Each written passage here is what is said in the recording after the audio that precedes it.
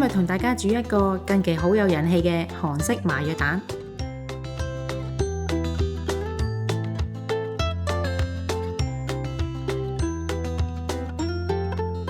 用 Salad Master 嘅細煲，只需要加2湯匙水，同雞蛋放入鍋中。蓋上鍋蓋之後，開中火煮到氣閥門跳動，就可以轉細火，全程只需要7分鐘。7分鐘之後就可以潷起雞蛋，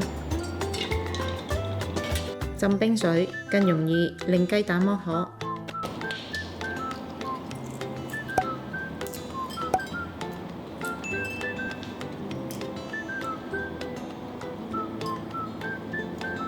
我哋混合醬汁嘅材料：熟水、日本豉油、韓式糖漿。如果冇韓式糖漿，可以用楓糖漿或者蜂蜜代替。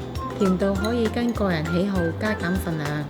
醋、蒜末、辣椒、蔥花、芝麻，然後將所有材料混合好，就可以加入雞蛋。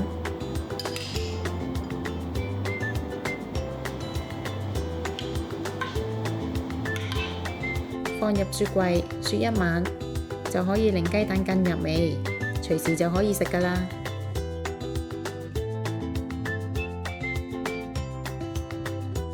鍾意我哋條影片嘅朋友可以 Like、Subscribe、Share， 同埋記得撳着個鐘仔，可以第一時間收到我哋嘅最新資訊同埋影片。